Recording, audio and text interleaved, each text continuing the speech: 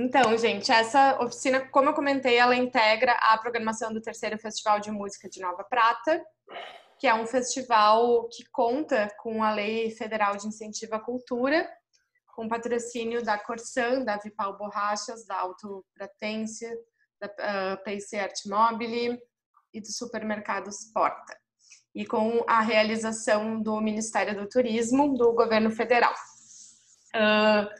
Vou passar a palavra para o André, então, o nosso convidado de hoje. E acho que o pessoal vai entrando.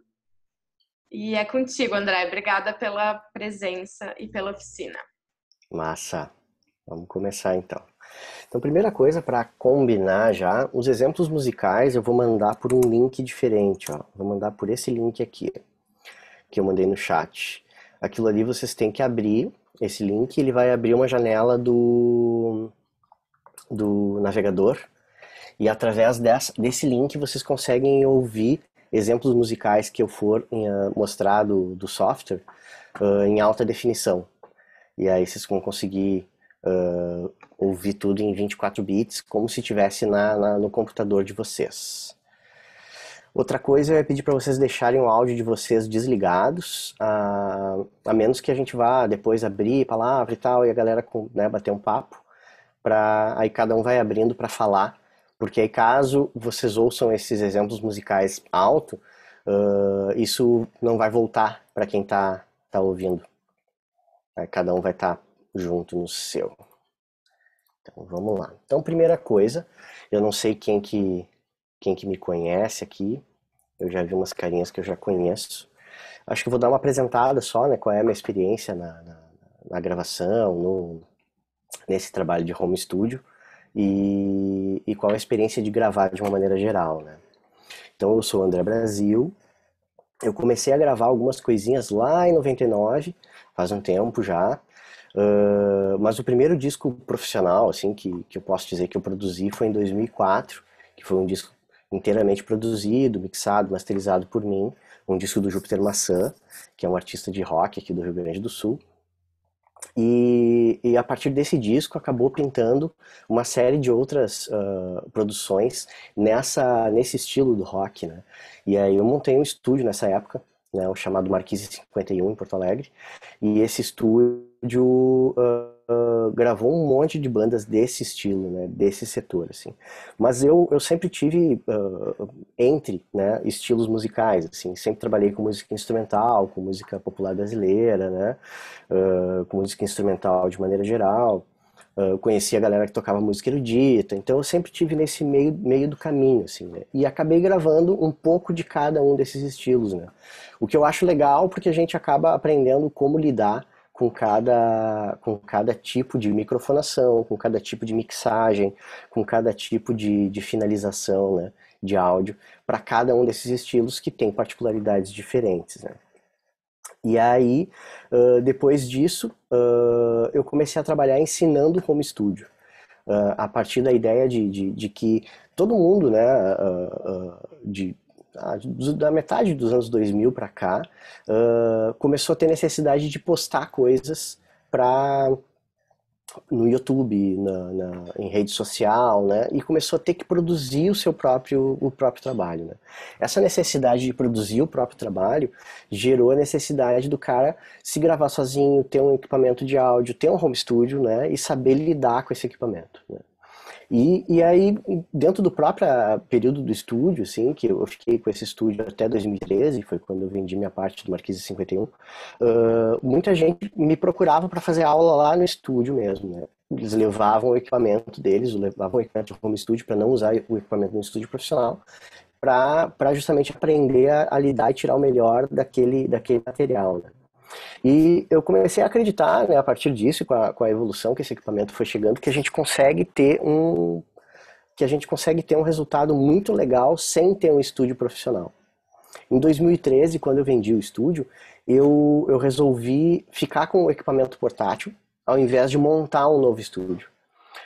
Claro, fiquei com microfones legais, fiquei com uma placa de som legal, mas fiquei com um equipamento quase como um home studio, talvez um pouquinho mais luxuoso que um home studio, por ter um grande número de canais, né, por ter 16 canais, por exemplo, e não apenas 2 canais como tem o home studio de uma maneira geral, assim. Mas ainda assim com um equipamento de nível de home studio, e comecei a acreditar na ideia de que isso, com isso a gente consegue fazer um resultado muito legal, um resultado profissional, sem ter daqui a pouco a sala tratada ideal, daqui a pouco ter um pré-amplificador como a gente tinha no Marquise, um Avalon de, sei lá, 14, 15 mil reais, às vezes um pouco mais agora com o dólar, nem imagino quanto é que tá, mas acreditar que a gente consegue, sabendo usar direitinho essas ferramentas, né, um resultado legal, né?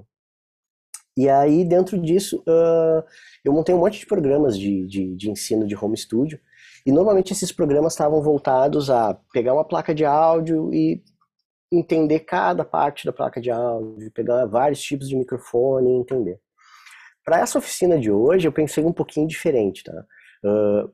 Eu pensei em trabalhar em cima de erros e enganos que eu comecei a notar nessas aulas que eu tenho dado, que são comuns, né? Materiais assim que chegam para mim sempre com o mesmo tipo de problema, sabe?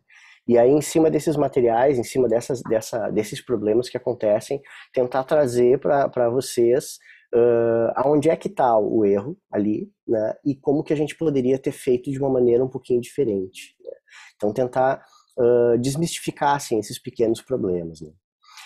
Se alguém lá pelas tantas, no meio do que eu tô falando, achar que, pô, legal, tem uma dúvida, levanta a mão, bota no chat e eu vou tentar ficar prestando atenção. Quando compartilha a tela, às vezes fica meio estranho esse negócio de prestar atenção, mas me interrompe ali. Se eu não ver, demorar demais para ver, abre o microfone, pede a palavra, a gente vai trocando ideia. A ideia é que vocês consigam participar e que a gente consiga também aproveitar um pouco das experiências de vocês. Que eu acho que é uma coisa bem legal quando a gente abre essa experiência, abre um erro que teve e não conseguiu resolver, e isso acaba, às vezes, trazendo clareza para todo mundo que tá, sabe? Daqui a pouco, eu tive o mesmo erro, eu tive o mesmo problema, e aí, em cima disso, a gente consegue trabalhar, tá?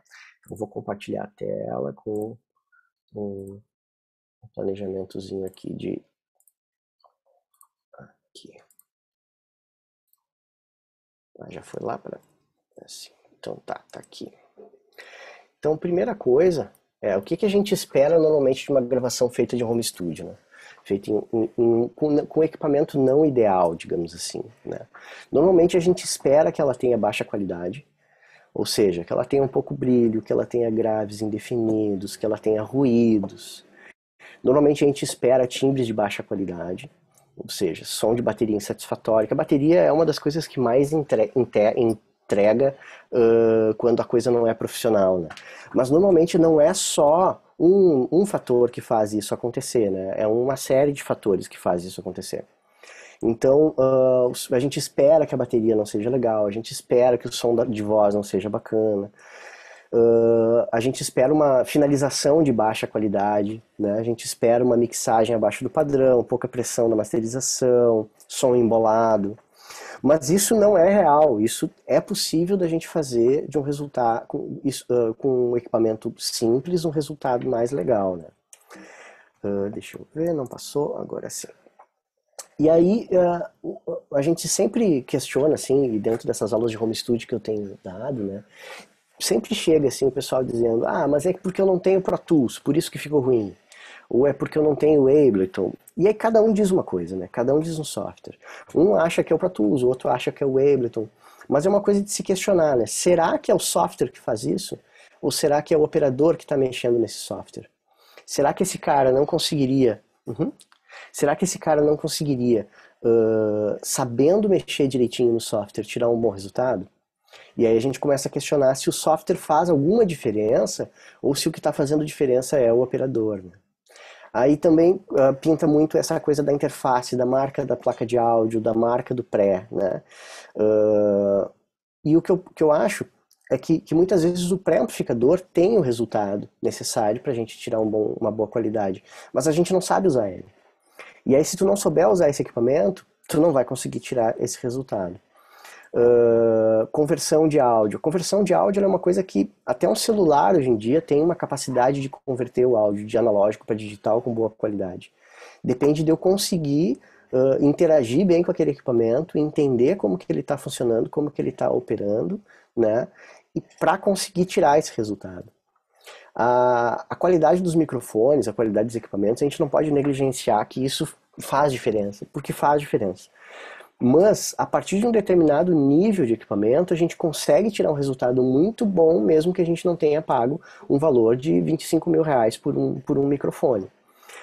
Microfones AKG, Shure, dentro da mesma marca, eles têm diferenças de qualidade. Tu tem lá uma linha, sei lá, PG da Shure, que é uma linha mais barata, e tu tem a linha Beta. A diferença de preço, às vezes, é 3 vezes o valor, né? E aí a gente fica pensando o quanto, na verdade, isso faz realmente diferença, né? Porque se a gente for pensar, se eu conseguir trabalhar esse áudio dentro do software e eu conseguir em cima desse software melhorar o meu áudio, muitas vezes se eu tiver um microfone mediano eu já vou conseguir fazer isso soar como uma coisa mais legal, né? E aí começam a pintar as coisas que é tipo assim, nas aulas às vezes surgem essa coisa de mas eu gravei com o SM57 da Shure o meu violão, né? E um SM57 da Shure, por exemplo, é um ótimo equipamento, mas ele tem uma funcionalidade. Então, se tu não colocar ele na função certa, ele é um ótimo equipamento que não serve para nada na função errada. Então, volto a essa coisa de que, na verdade, a marca e o fetiche de ter um equipamento X ou Y, na verdade, é muitas vezes não conhecer o equipamento, não conhecer o que ele faz e não conseguir tirar um bom resultado porque tu não opera direito aquele equipamento, né? Outro fetiche que tem é do reverber natural, né? Como reverber de banheiro, ou como reverber do corredor, ou como som ambiente da sala, né? Imaginando que num estúdio profissional, por exemplo, tu vai gravar com esse reverber ambiente, com esse som ambiente e tudo mais. E muitas vezes num estúdio profissional, mesmo num ótimo estúdio profissional, tu vai gravar tudo super sequinho, sem nenhum reverber do ambiente. Mesmo tu tendo uma sala tratada, um compressor incrível e um microfone incrível. Então, a gente vai criando ideias sobre esse processo do fazer, né, do fazer a gravação, e quando a gente coloca no home studio, essas ideias que são ilusórias, elas acabam nos atrapalhando, né? Outra ideia que é bastante ilusória, no meu ponto de vista, é a coisa do equipamento analógico. Lógico, equipamento analógico é bom, pode funcionar, tudo certo, né? Mas muitas vezes a gente ouve, né, nas aulas, assim, a galera chega super empolgada, não, mas tem que ser equipamento, tem que ser um compressor valvulado. E muitas vezes não sabe o que é um compressor, não sabe o que a válvula faz. Válvula funciona, compressor funciona, equipamento analógico funciona, mas aonde é que está cada característica de cada um desses equipamentos para eu poder escolher o que eles estão fazendo e o que eu vou de verdade usar para melhorar o meu som, né? Então, um compressor tem uma função, que depois a gente vai conversar um pouquinho sobre, assim como outros equipamentos analógicos, né? E a válvula tem a função de colorir esse som. Muitas vezes esse colorido não é o que eu quero. Tem, na verdade, até os equipamentos mais tradicionais no estúdio, como por exemplo a mesa SSL, a gente está falando de uma mesa de milhares de dólares, ela não é valvulada, ela é transistorizada. Hoje são vendidos plugins que simulam o som dessa mesa, né, para a gente usar dentro do Pro Tools, dentro do Reaper ou dentro do software que se quiser, né? E essa mesa não é uma mesa valvulada. Um dos compressores mais tradicionais são os compressores da SSL, que é essa mesa, e ela não é valvulada. Então, na verdade, acaba rolando essa de uma confusão entre o que dessas informações que chegam às vezes pela internet, ou por um vídeo no YouTube, por um blog de alguém, o que dessas informações de verdade afetam o resultado da minha gravação, né? Um outro compressor que não é valvulado, é extremamente usado e muito, muito legal, caro, bastante caro, né, que é o Universal Audio 1176, que não é um compressor valvulado, é um compressor FET, que é um transistor. Então, muitas vezes, isso é um fetiche apenas, né? E aí eu queria trazer assim, que tudo dentro do fluxo da gravação pode mudar o resultado desse trabalho, né? Então mesmo no estúdio profissional, se tu tiver alguns enganos, isso pode levar a um resultado desastroso, terrível, né? Então um equipamento incrível usado da maneira inadequada não vai ter um bom resultado. É o que eu falei do SM57. Então o SM57 é um equipamento incrível, muito legal, e esse equipamento incrível, muito legal, não vai ter um bom resultado se eu microfonar a coisa errada. Se eu botar um SM57 a microfonar um violão, depois a gente vai né, discutir por que isso, né, e como escolher esse equipamento, ele não vai fazer o resultado que eu espero de um violão gravado, né? Então aí eu selecionei alguns erros comuns que eu penso que a gente pode ir tratando sobre eles, né? Então um dos erros comuns são as conexões erradas.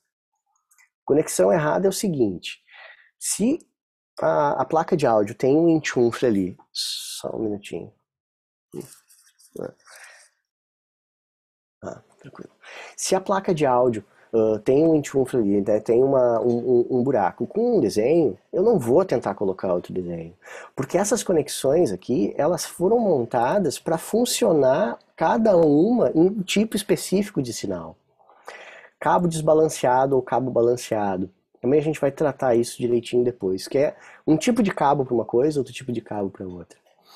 Confusões entre impedância, que é os tipos de sinais que vão passar ou que vão entrar e sair dessa placa. Confusões de microfonação, né? Como microfonar da melhor maneira, da maneira adequada isso. Confusões a respeito de fase, que é uma coisa confusa, e eu vou trazer isso aqui também como algumas sugestões de como trabalhar isso, né? Escolha inadequada de equipamento, tem a ver de novo com 57. Ajuste do ganho durante a captação, que também eu vou trazer ali alguns exemplos para a gente poder discutir. Problemas durante a edição e mixagem mal feita, né? Que isso é tradicional, né? Que a gente pode também discutir algumas coisas. Então, conexões erradas. E esse tipo de conexão aqui a gente, enfim, né, não deveria existir no mundo, mas a gente vê com muita frequência no home studio. Então, o que que é, né? Adaptador de plugs que não foram feitos para uma coisa sendo usadas para outra coisa. Então, para mim, assim, ó, se a conexão não encaixa, é porque não é para ela estar ali. Se eu ligar um fone de ouvido desse tipo, com esse tipo de gambiarra, que é o caso disso aqui, por exemplo, né? Então, o que está envolvendo aqui, né? Então, aqui a gente tem um plug que foi ligado num fone de ouvido. Então, a gente tem aqui, né? Um plug que era para ser estéreo e aqui é mono. Não sei se vocês enxergam o meu mouse, acho que sim. Aí me avisem se vocês não enxergam, que eu paro de mexer com ele. Então aqui, esse plug aqui, ele tem apenas duas conexões, ó. Um fone de ouvido ele tem 3 conexões. Então isso, a primeira coisa que está fazendo é transformar duas dessas conexões aqui em uma coisa só. Então a gente tem um sistema que tu tem 2 plugzinhos assim, vocês podem ver na telinha do lado ali, né? E tu tem um troço que entrou e encaixou nas duas. Isso pode parecer banal, né? Mas isso vai juntar todo o som que tu tem no L com o som que tu tem do R. E isso vai causar um monte de problemas de som. Pode sumir instrumento, pode aparecer demais algum instrumento, isso pode fazer um monte de coisas que a gente não tá esperando, né? Além de, quando eu divido isso daqui em 2 sinais, eu vou dividir a potência da saída de som.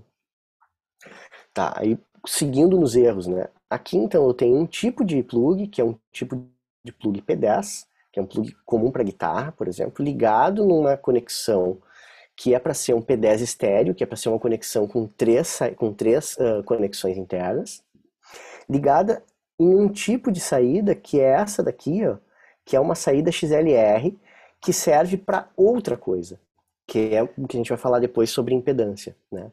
Então essa conexão aqui é uma conexão balanceada, ou seja, ela é uma conexão que ela tem 3 vias, e a gente vai ver depois o que é essa coisa do ser balanceado, né? E ela é utilizada para entradas do tipo microfone. Entradas do tipo microfone prevêem um tipo de sinal. Então eu estou tirando de um tipo de sinal, que é um sinal pré-amplificado, para mandar por uma saída de microfone, que é uma saída que espera receber um sinal sem pré-amplificação. Então isso não tem como funcionar bem. Se eu sair isso daqui, né, e ligar numa placa de som e gravar, eu estou muito longe de ter um som adequado. E esse é o tipo de coisa que a gente costuma fazer no home studio. E a minha sugestão é convidar vocês a não fazer esse tipo de coisa. Porque isso é o que faz o som do home studio funcionar pior que um estúdio profissional. Não é a placa de som. Então, se tu tiver uma placa de som incrível e tu fizer esse tipo de conexão, não vai funcionar. O cabo XLR, dentro desse cara aqui, ó, ele tem 3 fios internos. Esse cara aqui, ele tem apenas 2 fios internos. E essa conexão com 2 fios internos vai fazer isso tudo se misturar. Isso vai gerar um resultado que não tem absolutamente nada a ver. O cabo normalmente utilizado para esse tipo de conexão, ele serve para carregar sinais de linha. Então, o cabo é mais ou menos como cabo de luz, né? Como uma conexão de energia elétrica. Se eu não posso ligar uma máquina de lavar num fio que está preparado para ligar uma lâmpada. Porque os tipos de propriedades que passam ali dentro da energia elétrica vão torrar o fio da lâmpada. Vai acontecer exatamente a mesma coisa se eu ligar uma coisa com um nível de saída amplificada em um cabo que está preparado para receber um sinal de um fone de ouvido. Então, por isso que eu estou dizendo para vocês simplesmente ignorarem a ideia de aproveitar essas adaptações. E aí eu fiz aqui um comparativo com o custo, né? Porque aí normalmente quando eu trago essa coisa de um aproveitamento em aula, rola a coisa do, mas isso custa muito mais barato, então eu vou comprar um adaptador, um monte de adaptadores, porque custa muito mais barato do que fazer a conexão certa. Então eu peguei aqui, ó, uma mesa de som que está adaptando uma saída de fone de ouvido, tá? Então aqui está saindo um fone de ouvido e está saindo por um monte de cabos que vão levar até algum lugar e vai dividir essa potência da saída de fone de ouvido para alguma coisa. Tá? Cada plug nas lojas americanas, visitei dia 7, ó, custa R$12. Tá? Então aqui nessa conexão o cara está usando 8 plugs. Isso custa R$96 para um monte de fones que não servem para nada. Se eu pegar esse mesmo 96 e botar um pouquinho a mais, ó, esse equipamento aqui no Mercado Livre hoje custa R$150. E eu vou ter 4 fones de ouvido com uma qualidade bem ok. Ele vai receber esse sinal saindo daqui, vai entrar nesse equipamento e vai transmitir esse sinal para 4 fones de ouvido com ótima qualidade. Então, de maneira geral, essa desculpa da grana, ela não vale a pena. Porque tu vai comprar 10 vezes aquilo ali, vai quebrar 10 vezes aquele equipamento e isso não vai funcionar. E isso vai agregar um problema que tu vai carregar durante todo o teu processo de gravação. Como eu falei antes ali, a gravação ela é o resultado de todo o processo que tu passou. Se tu não ouviu direito na hora de gravar, tu não vai gravar bem. No final disso, tu vai ter uma coisa mal gravada para tu poder mixar. E aí tu vai ter que, na mixagem, resolver problemas da gravação que um pré-amplificador de fone de R$150, na verdade com uma diferença de R$54, resolveria. Então, não misturem conexões. Né? Com relação ao cabo balanceado, que também é uma coisa que acontece frequentemente nas gravações. Né? Do cara usar esse tipo de cabo aqui, ó, para ligar um microfone. Então, isso daqui é um cabo desbalanceado, isso daqui é um cabo balanceado. Então, a diferença do cabo balanceado é que o cabo balanceado, ele tem 3 vias internas, ele tem 3 cabos, 3 fios internos. Tá? Não importa o tipo de conexão, não importa se é esse tipo de conexão ou esse tipo de conexão. O que esse cara faz? E por que eu devo usar esse? E ele é mais ou menos o mesmo preço desse e mais ou menos encaixa no mesmo lugar. Né? Esse cabo aqui, ele reduz a qualidade do ruído na transferência de som. Ele aumenta o sinal, o volume do sinal. E ele é capaz de fazer uma coisa que é levar um sinal de energia para ligar alguns microfones que são necessários para gravar com alta qualidade, que são os microfones condensadores. Então, se eu não tiver um cabo desses, eu não vou conseguir fazer uma gravação de alta qualidade, porque na verdade eu vou estar gerando ruído. Como é que esse cara funciona? Esse cara funciona assim. Isso aqui é a representação de um sinal, tá? Gravado. Representação do som, né? O que a gente chama de senoide, né? Quando eu tenho um cabo balanceado, eu tenho dentro dele esse mesmo sinal indo e o mesmo sinal indo com a fase invertida. Ou seja, ele está indo em uma fase positiva e uma fase negativa. Se vocês lembram lá da matemática básica, quando a gente tem mais um mais menos um, essa soma é igual a zero. Então, isso daqui seria igual a zero se a gente ouvisse. Mas durante o trajeto dele, até do equipamento do microfone, desculpa, até o equipamento, ele vai adquirir esse ruído aqui. Se vocês observarem esse ruído, ele está igual nos dois. Ó. Então, nesse sinal que está indo para cá positivo e nesse sinal que está indo para cá negativo, o ruído está igual. Quando chega lá no equipamento, o equipamento vai fazer o quê? O equipamento vai inverter um deles. Quando ele inverter o sinal, os dois sinais que estavam se cancelando vão começar a somar. E o que vai estar virado é o ruído. Desse jeito, então, ele vai dobrar a potência do som, porque o som está sendo duas vezes, né? Está sendo somado em duas vezes, e ele vai cancelar todo o ruído que ele adquiriu no caminho. Isso daqui vai adicionar um nível na tua gravação em muitas vezes. Só o fato de usar o cabo certo. Então, de novo, não adaptem. Gravação não foi feita, esse tipo de gravação, pelo menos, não foi feita para gambiarra. A gente pode fazer gravações experimentais e eu acho muito legal gambiarra. Na verdade, adoro. Tem até um disco gravado só com gambiarra, né? Mas esse tipo de trabalho ele tem a intenção de ser experimental. Mas eu não tenho como ter uma alta qualidade se eu usar o cabo errado. Esse tipo de cabo que é o desbalanceado. Então, o que ele vai fazer? Ele não tem aquela terceira via e ele vai misturar duas dessas vias. Mesmo que eu entre na conexão da placa, né, certa, ele não tem três vias internas. Não tendo três vias internas, ele não vai servir para ligar microfones, principalmente os condensadores. Ele terá mais ruído e menos volume e ele não consegue carregar o phantom power. E uma coisa que a gente costuma fazer, principalmente quando esse daqui é montado desse jeito aqui, é ligar um microfone aqui e ligar aqui uma caixa de guitarra. Não façam isso. Esse tipo de microfone não foi feito, esse tipo de cabo não foi feito para isso, não foi feito para ligar um microfone numa caixa de guitarra. Na verdade, isso é uma gambiarra que está fazendo com que nada funcione direito. E é uma das razões para o resultado da gravação no home studio não funcionar. Com relação à impedância que a gente tinha falado, que está de novo ligado a esses cabos, né? Que é um problema recorrente em muitas gravações.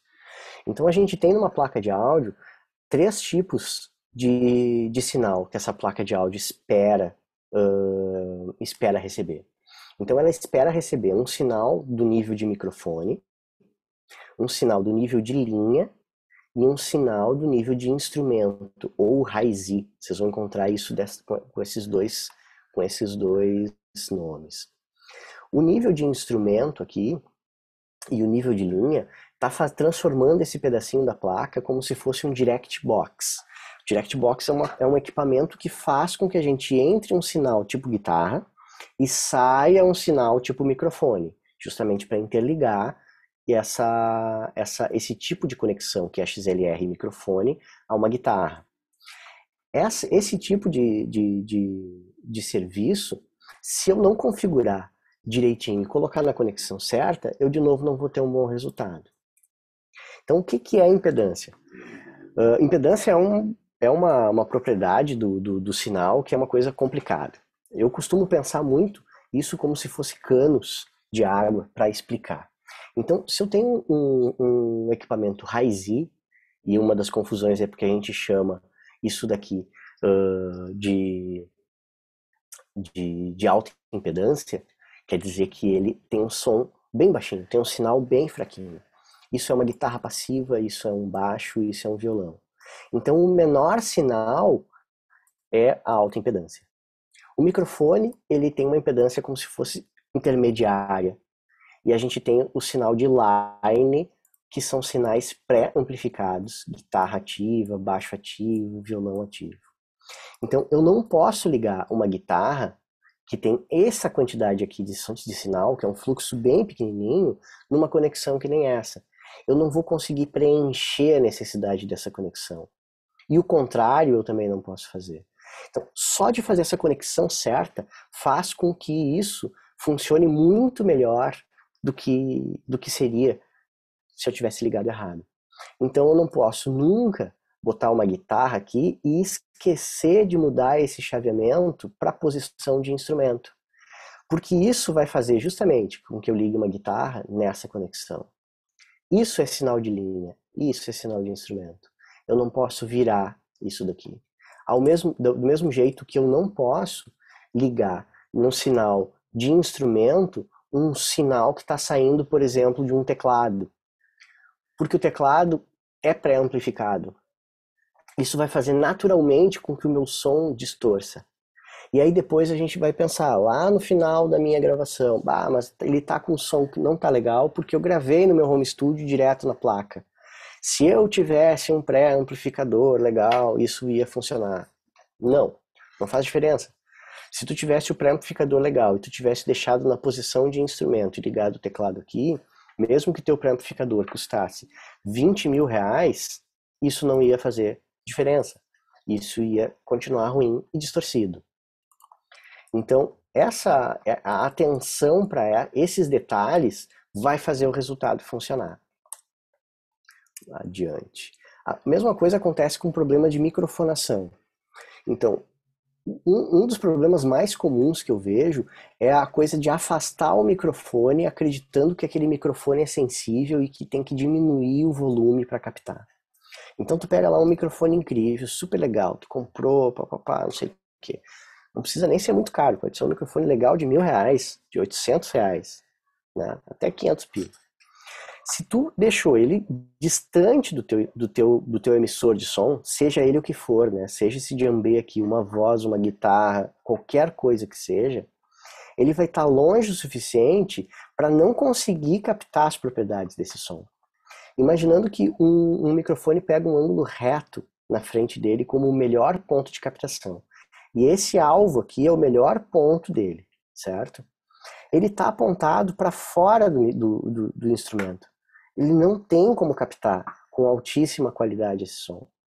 Sendo que desse ângulo aqui, ele vai pegar toda a reflexão do chão, vai pegar toda a reflexão do teto, da parede, ele vai captar tudo menos o djembe. Mesmo que tu tenha um microfone condensador que é extremamente sensível, esse sensível quer dizer que ele é capaz de pegar detalhes do som. Quer dizer que se tu aproximar ele do djembe como é isso daqui, tu vai pegar todos os detalhes da mão encostando na pele, tu vai pegar todos os detalhes desse instrumento. Não quer dizer que esse sensível, tu não possa aproximar ele de um equipamento. Não é o microfone condensador que distorce normalmente. Quem distorce normalmente é o pré-amplificador que está ligado depois do microfone condensador. Claro que tem alguns tipos de microfones que são mais sensíveis, distorcem mais rápido que outros. Mas mesmo assim, não é a cápsula do microfone que distorce. Aquela cápsula que está dentro do microfone, ela tem uma ligação e ela sai ligada num pré-amplificador dentro do microfone. O que distorce é o primeiro estágio de pré-amplificação do pré-amplificador dentro do microfone. Ou seja, a cápsula do microfone, tu precisaria de um esforço tremendo para conseguir distorcer. Mesmo que tu colocasse ele na cara de um amplificador valvulado de 100 watts. Então a cápsula não faz, não gera o drive. O que vai gerar o drive são as pré-amplificações que tu tem depois da cápsula. Então se tu botar na frente de um instrumento alto, a única coisa que tu tem que fazer é vir aqui nesse cara aqui e baixar esse volume.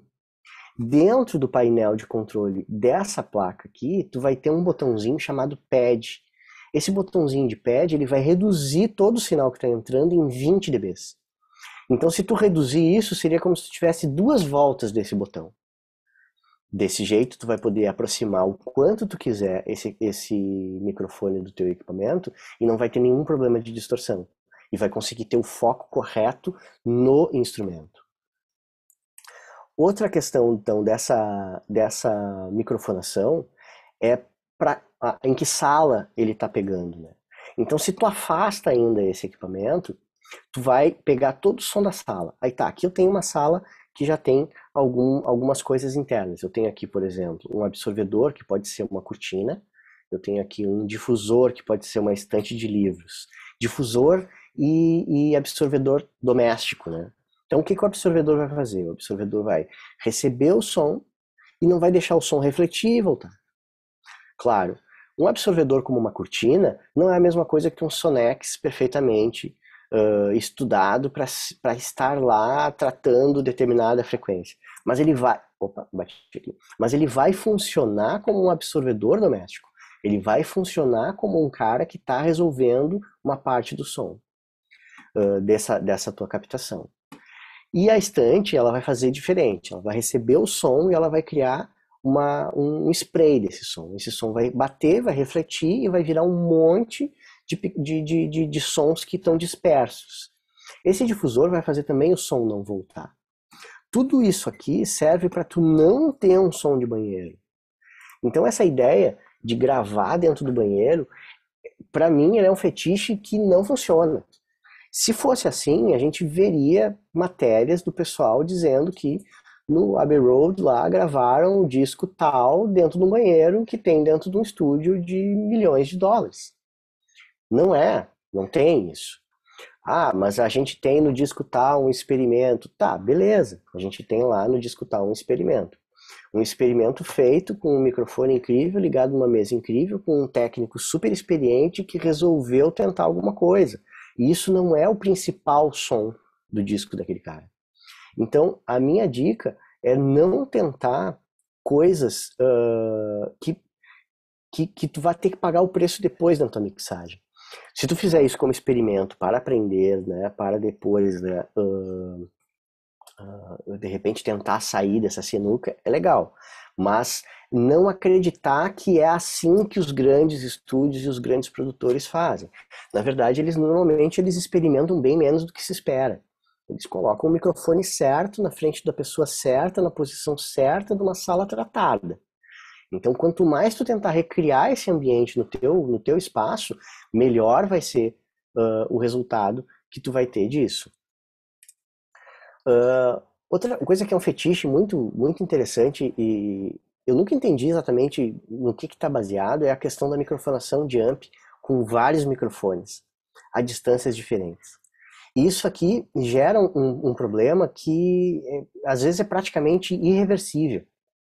Até tem um desses exemplos que eu vou mostrar, que é de um brother que está aí, mas eu não vou dizer quem é. Tá aí assistindo a live. Mas não é um problema sério, mas depois eu vou mostrar esse exemplo como uma questão que dá pra gente ver o quanto a distância entre um microfone e outro pode aparecer e, se não for tratada, ser prejudicial, né? Então, quando eu gravo uma coisa com vários microfones, eu tenho que estar atento à distância que esses microfones estão da fonte sonora. O que acontece e o que esse desenho está me representando? Então, se eu tenho um microfone a 15 centímetros, ele vai começar aqui o som. Na hora de gravar, quando o cara tocar, deu o primeiro acorde, né? E o som passou aqui pelo meu alto-falante, ele vai começar aqui. Se eu tenho um microfone a 30 centímetros, esse som vai começar aqui. Ele tem uma defasagem de alguns milissegundos. Essa defasagem de alguns milissegundos vai cancelar completamente o som natural desse áudio.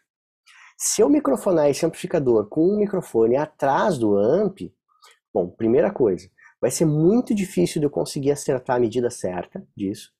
Mesmo que eu consiga acertar a medida certa, aqui eu tenho um áudio que está vindo com o sinal invertido. E aí eu vou sair desse compartilhamento e entrar em outro para mostrar para vocês o que acontece quando eu inverto o som de alguma coisa. Então vamos pegar aqui, eu tenho um áudio. Tá? Lembrando que esses áudios que eu vou mostrar agora, eles estão saindo pelo Listen Tool, que é esse cara aqui, que eu vou botar o link de novo, não sei quem que estava no início, o link de novo no chat, ó. Vocês têm que abrir esse cara aqui, que é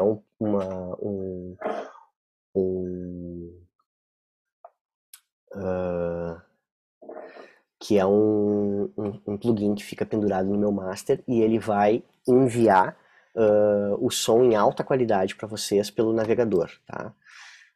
Deem um ok para mim aí se vocês conseguiram abrir e eu vou dar um play para testar isso. Preciso de um ok de vocês, tá? Então deixa eu testar esse cara aqui.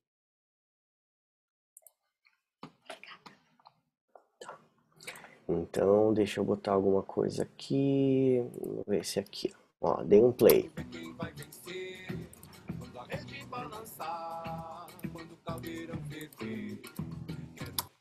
Vocês conseguem ouvir isso em alta qualidade? Como é que funcionou para vocês aí? Me relatem. Beleza, ouvindo. Tá, então lembrem de ligar o Listen Tool, tá? Então, ótimo. Então, é o seguinte, ó, quando eu tenho uma coisa que está virada, deixa eu pegar o exemplo aqui, onde é que ele está? Altíssimo problema de visão. Aqui, igual para virar, esse aqui. Então, se eu tenho um som, certo? Qualquer som, que é um som de uma guitarra gravada. Se eu pegar esse mesmo áudio, exatamente o mesmo som, e eu inverter a fase, é que eu tenho um pluginzinho que faz isso. Esse aqui é o símbolo de inversão de fase, tá? Quando eu inverto a fase, o som some. Ó, pode ver que continua saindo som nos canais. Deixa eu abrir aqui o mixer. Ó. Os canais estão saindo som, mas a gente não ouve nada.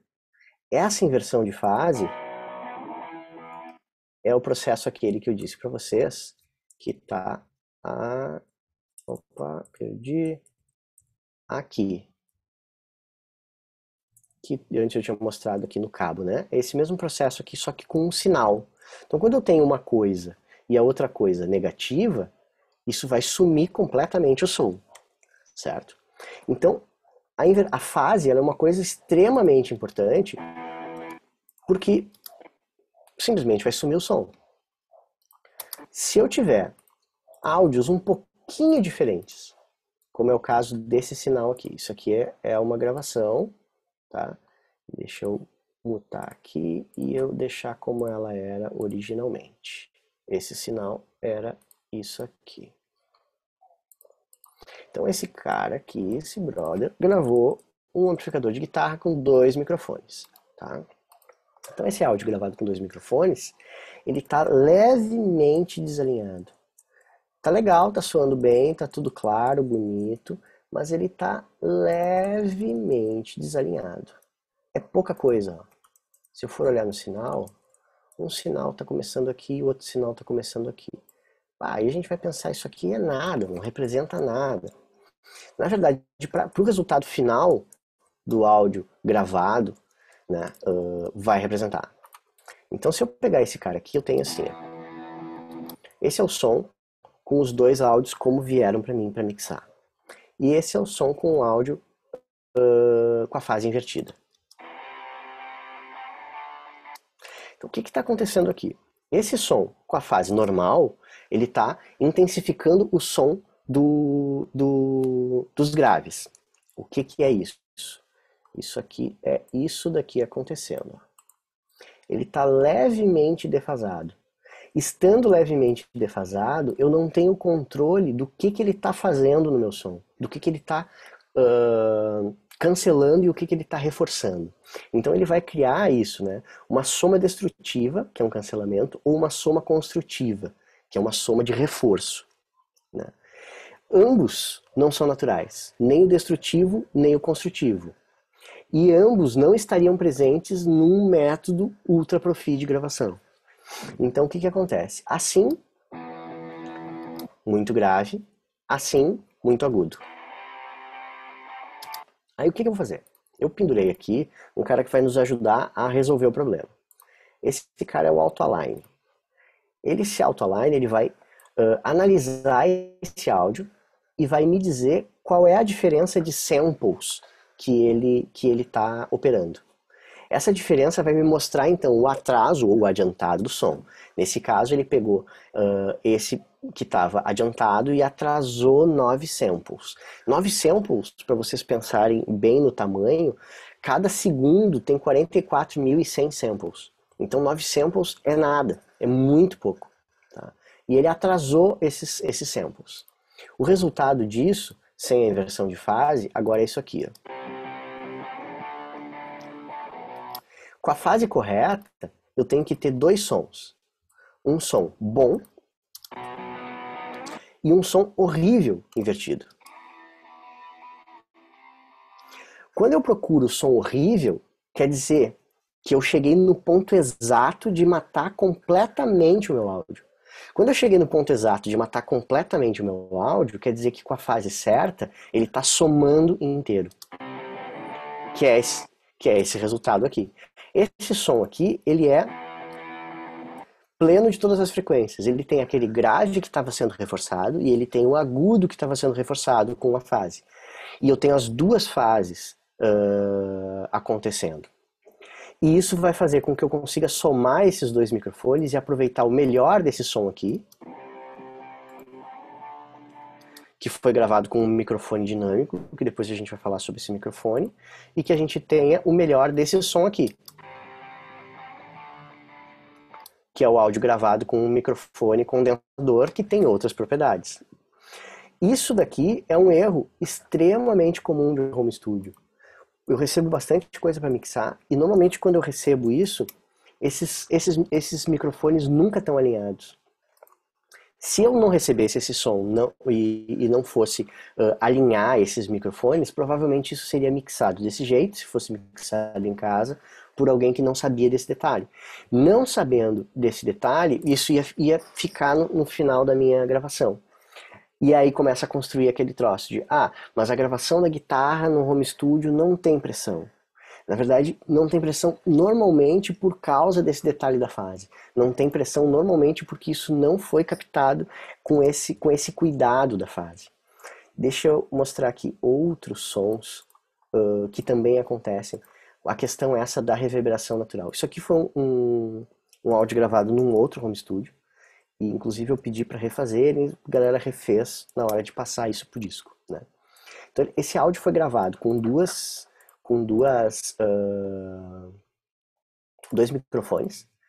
microfones de ótima qualidade. Era um Neumann que custa uma grana e um dinâmico que era um MD421 que também custa uma grana, tá? O MD, o mais barato desses dois, custa uns 3 pila e o Neumann era um U87, não, era um TLM 103, custa um pouco menos, mas custa uns 8 mil. A gente está falando de um áudio de guitarra que tinha aqui nesse cara aqui, sei lá, pelo menos uns 10, 11 mil reais ligados, certo? E esse áudio tem dois problemas sérios. Um deles é que ele foi gravado com reverber.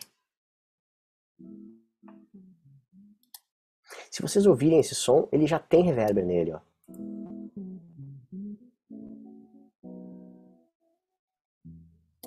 O que acontece é que isso daqui, quando eu for equalizar, eu vou equalizar o reverber. Quando eu for comprimir, deixa eu pendurar um compressor aqui. Vou pendurar uma chinelagem qualquer aqui. Vou pendurar um L2. E vou comprimir esse cara. Vou fazer no master mesmo, só pra gente ver essa compressão. Então, quando eu for comprimir isso daqui, eu estou comprimindo todo o som da minha guitarra com o reverber. E eu não tenho como sair disso. Se eu quiser mudar o reverber, se eu quiser adequar o reverber, se eu quiser fazer algum procedimento, eu não consigo mais descolar esse som, né? Isso aqui foi em parte gravado com um amplificador distante do microfone e em parte gravado com o reverber da própria guitarra. Além disso, eles estão fora de fase. Exatamente o mesmo problema. Ó. E é pouco, mas ele existe. Ó. Aqui está começando um som, aqui está começando outro som. Eles têm uma defasagem de alguns samples. Não é tão pouco quando a gente bota isso na régua do plugin certo.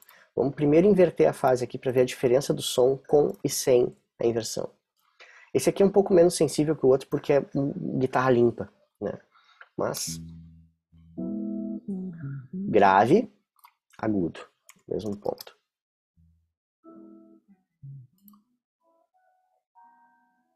Então, na verdade, a gente não tem nenhum dos jeitos com a fase boa.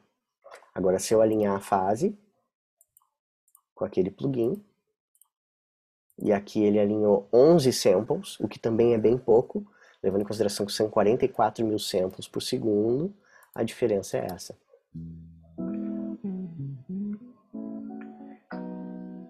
Aqui eu tenho um som pleno de grave, médios e agudos. E aqui eu tenho um som horroroso, onde foi tudo embora. Essa diferença que sobra, diferente daquele exemplo primeiro que eu mostrei para vocês, que caía completamente o som, é justamente devido à diferença dos dois microfones. Esse aqui ele soa diferente desse. Esse aqui é um microfone dinâmico e esse aqui é um microfone condensador. Então a diferença que sobra é a diferença de timbre mesmo dos dois microfones. Sobra o agudinho do condensador, que ele não foi embora. Então a fase, ela é uma parte fundamental do resultado desse som. E no meu ponto de vista, a melhor maneira de gravar é assim, ó. É seco. Completamente seco. Um som sequinho desse jeito, principalmente no home studio, vai me dar a possibilidade de tratar depois. No home studio eu tenho que lembrar que eu não tenho o microfone ideal, que eu não tenho a caixa ideal, que eu não tenho o amplificador ideal, que eu não tenho o microfone ideal. Então tudo que eu puder fazer com alta qualidade, mas com possibilidade de voltar atrás, eu vou ganhar. Um som gravado desse jeito, pode ver, esse aqui não tem ajuste nenhum de fase, ó. Mas eu vou virar a fase dele aqui, tá? Ó, som horrível, morreu inteiro. Som pleno. Esse aqui é o resultado que eu tenho que fazer. Normalmente, para chegar nesse resultado, eu microfono procurando o pior resultado. Eu alinho a cápsula dos dois microfones, exatamente cada um dos desenhozinhos que tem dentro da cápsula deles, gravo um pedacinho, abro e olho. Então, vou gravar os dois caras, vou abrir e vou olhar. E aí, com isso, eu vou avaliar. Eles estão mais ou menos igual, ou esse aqui está adiantado ou atrasado. Se esse daqui está atrasado, por exemplo, eu vou lá e aproximo o microfone um pouquinho mais do amplificador. Gravo mais um pedacinho. E aí, quando eu acho que o som, que eles estão alinhados, eu começo a ouvir o som da fase. E aí eu começo a procurar o pior som de fase. Eu tenho que achar o som horroroso de um lado e pleno do outro. Se eu achar esse lugar, quer dizer que eu estou com a fase completamente alinhada. E isso vai fazer com que eu consiga um som com alta pressão, com soma de timbres, com possibilidades de panorama sem gerar problema, com muitas possibilidades de trabalho. Um som fora de fase, mesmo que eu abra o panorama, ele vai me gerar problema. Por quê? Quando eu abro eles em panorama, o som da fase some. Vamos pegar um som que estava não tão bom de fase. Por exemplo, esse daqui da guitarra mais distorcida. Esse som aqui. Vamos pegar esse daqui que é o pior dos lados, né? Então, pegando o pior dos lados, se eu jogar um canal para a esquerda e outro canal para a direita, parece que eu melhorei o meu som. Mas eu não estou contando com um detalhe. O detalhe que eu não estou contando, eu vou pendurar um outro plugin aqui que chama Major, esse cara aqui. O detalhe que eu não estou contando é que, se isso for tocar numa televisão, por exemplo, na TVE, a TVE é mono. O que a TVE vai fazer? Ela vai fazer aquela conexão errada que eu mostrei lá no início. Ela vai pegar o L e vai jogar o L em cima do R. Então vai transformar esse som em mono. Então, aparentemente, isso aqui está resolvido quando eu joguei um para um lado e para o outro. Quando eu apertar esse botão, ele vai fazer o que a TVE faria. Ou seja, vai estragar de novo meu som. Então, abrir o panorama não transforma o som em monocompatível. E eu tenho que procurar a monocompatibilidade o tempo inteiro. Porque a monocompatibilidade é o que faz com que esse som possa tocar em qualquer tipo de rádio do interior, em qualquer tipo de emissora, em qualquer tipo de aparelho. Esse cara aqui já está funcionando com os dois no meio. Se eu abrir o panorama, ele vai continuar funcionando se eu transformar ele. Não vai mudar nada. Ele não vai mudar nada porque ele é monocompatível. Porque ele não tem problema nenhum de somar um lado com o outro. Porque ele está com a fase alinhada. Então a fase é uma coisa extremamente técnica e que modifica brutalmente o resultado da minha gravação. Galera, eu sei que eu vou falando, tá? Já passou uma hora, mas eu vou seguir falando mais um pouquinho e vocês me digam se tem alguma questão, se isso tá claro, se isso não tá claro, se alguém tem alguma experiência, levanta a mão, dá um grito, abre o microfone, dá uma berrada e a gente para e conversa, tá? A ideia é deixar uns minutinhos para conversar um pouco sobre as experiências de vocês e tentar tirar algumas dúvidas, tá? Mas me interrompam. É legal, é para isso mesmo que estamos aqui. Vou voltar para a tela cheia desse cara aqui, tá? Então, opa, ó, bicagem. O cara sabe mexer em software de gravação, mas não sei mexer na apresentação de tela. Ó, aqui.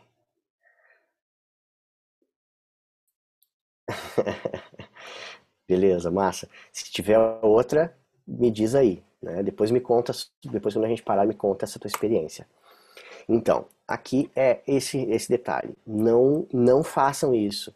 O caretão, o mais traditional, é isso aqui, ó. Tá? É somar os dois timbres. Isso aqui é o resultado daquela gravação que eu mostrei para vocês que é monocompatível. Eu tenho um microfone apontado para o falante a uma distância de 5 centímetros e outro apontado para o falante a uma distância de 5 centímetros. Tudo bem se tu gosta do som da borda, tudo bem se tu gosta do som do meio, do cone, do cume do cone. Eu gosto do som do meio, fico feliz com o som do meio. Tem gente que gosta do som da borda, tá tudo certo. Mas tem que ser 5 centímetros.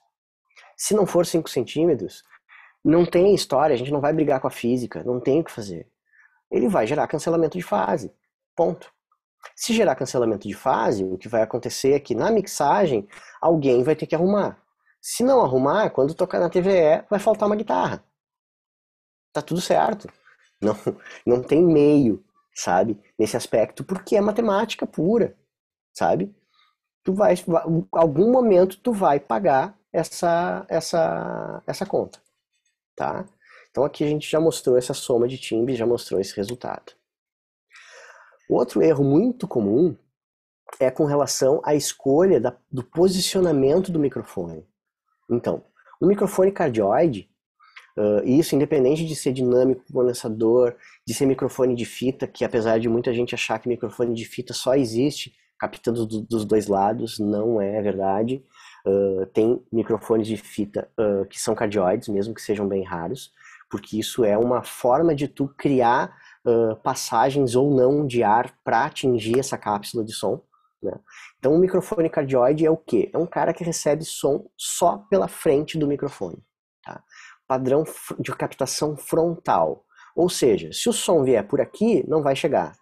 Se o som vier por aqui, não vai chegar. Isso é um cardioide. Tá? Então, eu não devo usar esses caras para grupos grandes. Então lá, eu tenho 4, 5 crianças cantando para fazer um coro de criança de uma escola, sei lá. Vou lá e boto um microfone desses aqui, né, pegando, e boto esse microfone pegando na frente da primeira criança, achando que aquilo ali vai espalhar para as outras. Não, é mentira. Ele vai pegar a primeira criança, só que está na frente. Essa daqui, ó, não vai entrar, porque esse cara é direcional. Ele não vai pegar toda a amplitude de sinal. Ele abre um pouquinho aqui, a gente costuma dizer que ele tem esse ângulo reto aqui que capta, né, um ângulo de 90, sim, ok. Mas de qualquer modo, o melhor ponto de captação é o meio. Então eu nunca devo usar isso para grupos grandes, som ambiente, coral, mais de um instrumento, aquela coisa de, eu vou botar isso aí no meio de um bongozinho, ou vou botar isso daqui no meio de uma conga. É um erro extremamente comum até no PA. né? Até num som que a gente espera, né, que um operador de som vá fazer com capacidade, né? Não tem como isso acontecer. Tu vai botar no meio do bongô, vai estar os dois bongozinhos aqui e esse negócio aqui. E ele vai estar captando teu joelho que está lá atrás tocando bongô. E não vai pegar o bongô. Ah, ele pega um pouquinho, mas não vai ter timbre de bongô, vai ter um timbre de um bongô ruim. Não é a mesma coisa. Outra coisa comum é pendurar esse cara aqui no amplificador de guitarra. Os caras vão lá e botam ele assim, ó. Aí esse cara tá apontando pro chão, porque ele só entra som por aqui. Ele não entra som por aqui. Não vai rolar. Se tu fizer uma gravação desse tipo no home studio, e aí tu achar que o som de guitarra é porque tu tá no home studio, vai estar achando errado, o teu microfonou errado. O teu microfone, mesmo que seja um Behringer, mesmo que seja um microfone de karaokê, vai funcionar muito melhor se tu apontar pro emissor de som. Então, se tu apontar pro lugar errado, ele vai captar coisa errada. Não dá pra gente culpar o home studio, né, pra isso, né? Então, ainda tem a questão, né, do tipo de microfone, né, a escolha desse tipo de microfone. E aí aqui a gente vai falar dos microfones dinâmicos. Esses caras aqui são caras bem conhecidos nossos, né, o SM58, o SM57, e esse aqui é o Beta 56, se eu não me engano. São microfones dinâmicos. O que quer dizer isso? Tá? Dinâmico quer dizer que ele tem um tipo de tecnologia para fazer a captação. Tá? Essa tecnologia ela funciona como um alto-falantezinho bem pequenininho. Então é um alto-falante como um fone de ouvido, é um alto-falante, como várias coisas são um alto-falante. Então vocês conhecem um alto-falante de uma caixa de som. É isso, bem pequenininho, só que ao invés dele emitir som, ao invés dele vibrar e modificar a variação da pressão do ar, ele vai receber a variação da pressão do ar e vai vibrar. Quando ele vai vibrar, ele vai mexer uma pequena bobina que está junto com um ímã. E isso vai gerar, então, um campo magnético que vai variar a potência na mesma intensidade que a variação da pressão do ar. Tá? Trocando em miúdos, tá? De um jeito fácil e bem claro. Esse sistema, né, que é usado para fazer essa captação é um sistema que tem um peso. Para eu fazer essa bobina mexer na volta de um ímã com um monte de fio grudado, mesmo que isso seja pequenininho, né? Para eu fazer isso daí se mexer, eu tenho que ter uma emissão de som muito grande. Porque esse sistema é pesado. Se eu for ali e falar bem baixinho, se eu fizer isso daqui, né, que vocês não estão ouvindo, mas se eu fizer isso aqui, vocês vão ouvir, isso é um som muito sutil. Isso não vai mexer um SM57 ou um SM58, não vai mexer a cápsula dele nunca. Porque isso não é possível. Esse som não consegue fazer o ar vibrar com intensidade suficiente para movimentar aquela cápsula. Então, eu gravar um instrumento sensível com um microfone desses, que é pouco sensível ou duro, como a gente costuma chamar, é um erro que vai me levar a um problema sério depois na minha gravação. Então, esse tipo de microfone, que é um microfone comum da gente ter num home studio, não deve nunca ser usado para gravar sutilezas. Ele tem que estar sempre muito perto da fonte sonora para conseguir captar alguma coisa. E eu tenho que levar em consideração que alguns desses modelos não captam todas as frequências. Por quê? Porque uma frequência aguda tem muito menos potência do que uma frequência grave, ou de uma frequência média. Então, uma frequência aguda, como uma sibilância da voz, ou como um detalhe de um violão, não vai conseguir movimentar essa cápsula. Então, ele é muito útil para palco, por isso que a gente vê eles o tempo inteiro num show, né?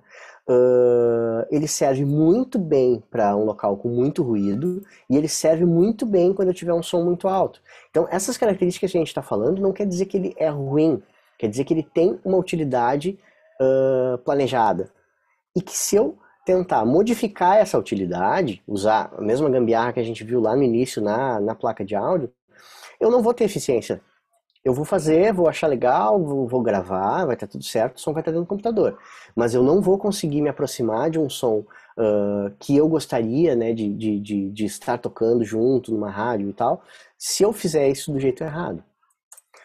Aí aqui eu trouxe as características desse... Deixa eu ver se eu consigo botar essa telinha para cima ou para o lado. Aqui, agora está melhor. Eu trouxe aqui um pedacinho do manual do Shure SM58 para a gente visitar algumas dessas informações e ver como que essas informações estão descritas aqui e às vezes a gente não percebe. Tá? Então, primeira coisa, a audição humana ela funciona de 20 Hz a 20.000 Hz. Tudo isso daqui é o que eu sou capaz de ouvir, tá? Isso daqui é o que o meu microfone SM58 não é capaz de produzir. Abaixo do 100 ele começa a perder um monte de volume. Mas a gente pode estar olhando esse desenhozinho e pensando, mas aqui ele está perdendo pouca coisa. Isso aqui é um valor exponencial. Um valor exponencial quer dizer que eu mexendo um pouquinho esse valor, ele representa uma mexida muito grande, tá? Então a cada 3 dBs, que seria mais ou menos isso daqui, não, isso daqui mais ou menos, porque aqui é 5 dBs, quer dizer que eu mexi em o dobro ou metade. Então se isso daqui, né, começou a perder 3 dBs e aqui em 50 Hz ele já está quase em 10 dBs, quer dizer que eu perdi muito mais do que o dobro do som. Isso quer dizer que nessa região ele não está captando direito o som. Ou seja, um SM58 não consegue captar graves. Depois a gente vai comparar eles em algumas serventias e vai pensar sobre isso, tá? Então ele funciona bem dos 100 Hz até os 2000 Hz, depois ele tem um boost, ele tem um leve aumento, justamente porque ele foi feito para fala, para microfone de mão, para alguma coisa, e depois quando ele chega aqui assim, ó, perto dos 10.000, ele começa a cair, e ele cai vertiginosamente. Quando chega em 15.000, que é o que está dizendo o manual, ele não capta mais nada a partir de 15.000. A partir de 15.000, eu tenho todo o brilho de uma voz, todo o brilho de um violão, todo o brilho de um violino, todo o brilho de uma flauta. Quase todos os instrumentos necessitam desse brilho para a gente ouvir esse som e achar que aquilo foi bem gravado. Aqui é a sensação que eu tenho de uma coisa mal gravada. Quando alguma coisa está mal gravada, ela está com um corte nesse lugar. E ela tem pouquíssima definição nos agudos. Então esse cara aqui, ele não é capaz de me dar uma gravação de altíssima qualidade, e isso não é porque ele é ruim, é só porque ele não foi feito para isso. Ele foi feito para estar num palco, microfonando alguma coisa no meio de uma barulheira. Tá? Esse mesmo microfone tem no manual essas informações aqui, que estão me dizendo que a 125 Hz, aqui no meio, ele não tem nenhuma perda de sinal. Quando ele chega em 30, em 30 graus para a esquerda, ele começa a perder esse sinal. Quando ele chega no lado dele, ele perdeu 5 dBs. Lembra que eu falei que menos 3 dBs, né, 3 dBs para cima ou para baixo, é igual ao dobro. Quer dizer que do lado, o que ele está captando é insignificante já. Quando ele chega atrás dele, quer dizer que ele perdeu 10 dBs. De novo, é insignificante. Assim como ele não capta 50 Hz, ele não tem como captar som atrás. Então, usar um microfone desses para pegar o ambiente, por exemplo, vai fazer com que ele capte um som focado na frente, mal, porque ele está distante, e um monte de som horrível dos lados, porque ele não vai conseguir captar com essas frequências. Quando eu vou subindo a frequência, vai ficando pior ainda. Quanto mais alta é a frequência, por exemplo, 1000 Hz, que é essa linha pontilhada, ele capta menos ainda dos lados.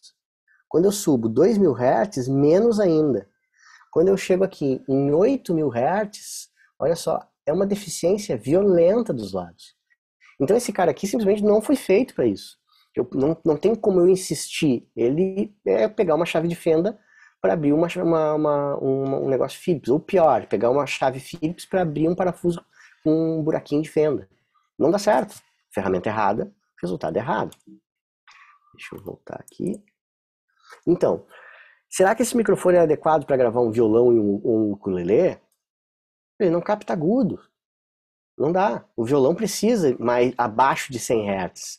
A corda grave, o Mi grave de um violão é 68 Hz. Quer dizer que ele não vai captar o Mi grave. Simplesmente é ridículo eu usar esse microfone para isso. Tá, eu posso, em uma situação de home studio, muitas vezes só ter esse microfone. Mas o que eu estou querendo dizer é que muitas vezes a gente escolhe errado mesmo tendo esse e um outro. Então, claro que em uma situação de só ter esse, a gente vai dar um jeito. Mas não vai ser eficiente. Prato de bateria, será que é bom? De novo, não tem agudo.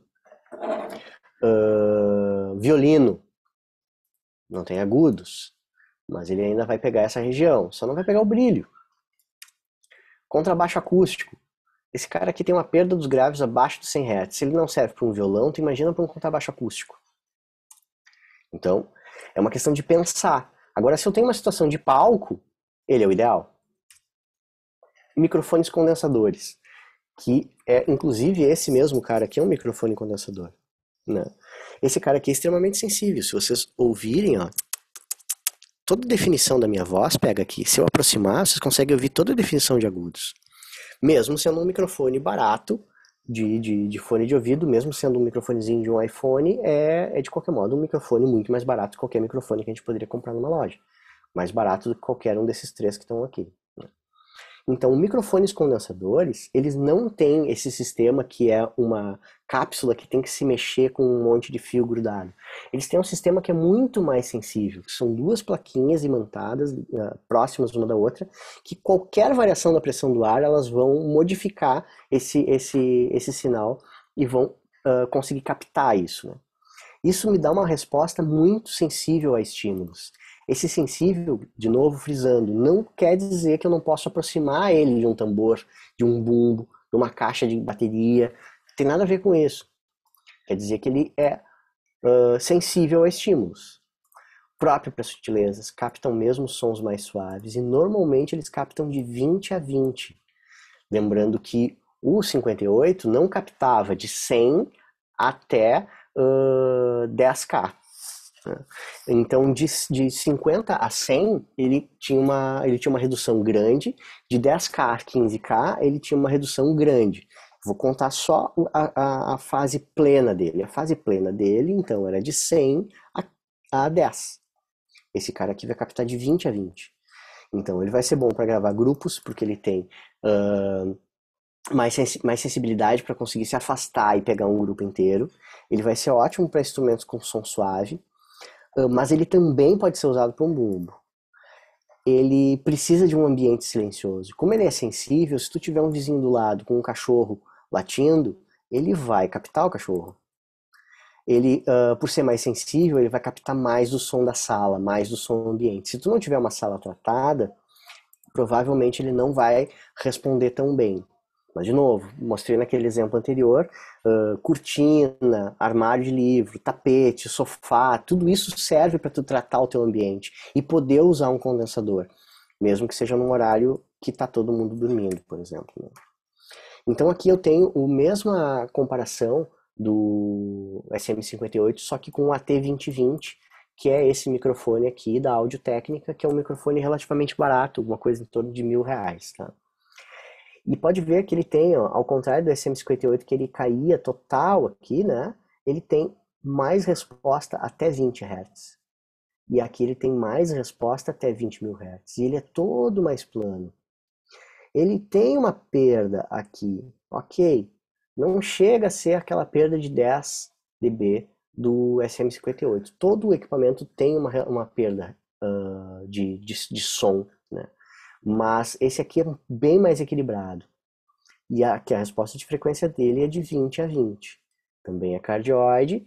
Por ser cardioide, ele recebe melhor o som aqui no centro.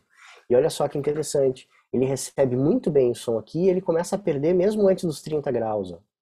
Ou seja, se eu falar nesse microfone com ele um pouquinho do lado, já não rola bem. Já não é tão legal. Mesmo que ele seja sensível para pegar um grupo, vai pegar mais a guriazinha que está cantando na frente num coralzinho. Não vai conseguir pegar o todo. Então, eu tenho que apontar esses caras para o lugar certo. Mas esse aqui vai ser capaz de pegar graves e agudos. Então vamos refletir. É melhor eu usar um SM58 ou um AT2020 para gravar um violão ou um ukulele? Muito melhor o AT2020, porque ele vai vir com todas as frequências desse meu instrumento. É melhor usar um 58 ou um 2020 para gravar um bumbo de uma bateria. O 58 não capta graves. Não tem como colocar isso aqui num bumbo. Não vai rolar. E, em geral, é uma decisão que se faz errado no home studio, porque esperam que um condensador não possa gravar um bumbo e aí ele bota o único dinâmico que tem. E o único dinâmico que todo mundo tem é um SM58. Só que teu bumbo não vai ter grave nenhum. Tu deveria ter usado o AT2020 ao invés de usar o SM58. Melhor usar um 58 ou um 2020 na hora de gravar um contrabaixo acústico. Sem dúvida nenhuma, um AT2020. Contrabaixo acústico é um instrumento com o som baixo e extremamente grave. O 58 não é sensível e não capta grave. Esse aqui vai fazer o serviço. Melhor usar um 58 ou um AT2020 para uma voz em um palco. Sem dúvida nenhuma, um 58. Porque um AT2020 vai captar aquela voz e todo o ruído da volta, inclusive o público falando. Então, não é que um é melhor que o outro, é que um é mais adequado que o outro para cada tipo de situação.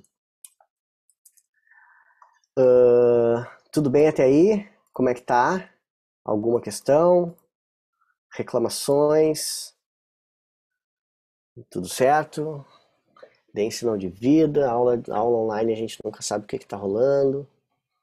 Não sei se todo mundo caiu, mas a gente está indo. Outro erro muito comum é a conversão. Tá. Aqui, ó, comentários. Vamos ver comentários. Gosto de comentários. Tá fluindo, isso aí. Aí. Então, outro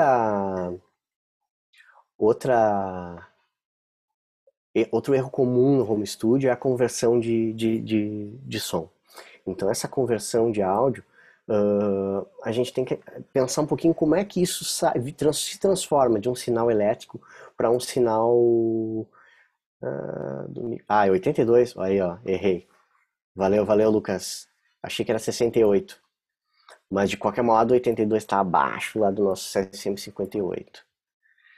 Então, a conversão eu tenho que pensar um pouquinho como se fosse uma foto digital, tá? Como se eu tivesse isso aqui, um monte de pixels, tá? Na hora de tirar uma foto digital. Então, quando eu tenho um monte de pixels, eu tenho que tirar uma foto do tamanho que eu quero, do tamanho que eu tô a fim de usar essa foto. Se eu me afastar um monte, por exemplo, eu estou numa sala e fotografo uma pulga que está em cima da maçaneta da porta e eu estou longe dela.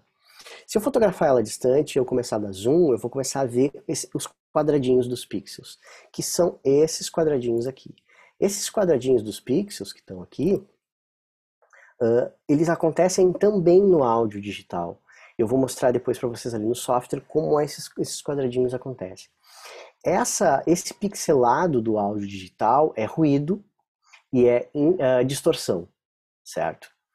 A mesma coisa acontece aqui. Então, se eu for gravar um som e eu gravar ele muito baixinho, vai ser o equivalente a eu tirar essa foto distante e na hora de finalizar meu áudio, para deixar ele num volume compatível com o Spotify, compatível com o YouTube, compatível com alguma plataforma dessas, eu vou ter que aumentar ele. Quando eu começo a aumentar, é a mesma coisa que eu dar o zoom na foto. Esses pixels vão aparecer. Então eu tenho limites disso. Eu nunca posso passar do 0 dB, que é o limite da minha foto. Então seria a mesma coisa que eu tirar uma foto e deixar alguém fora da foto.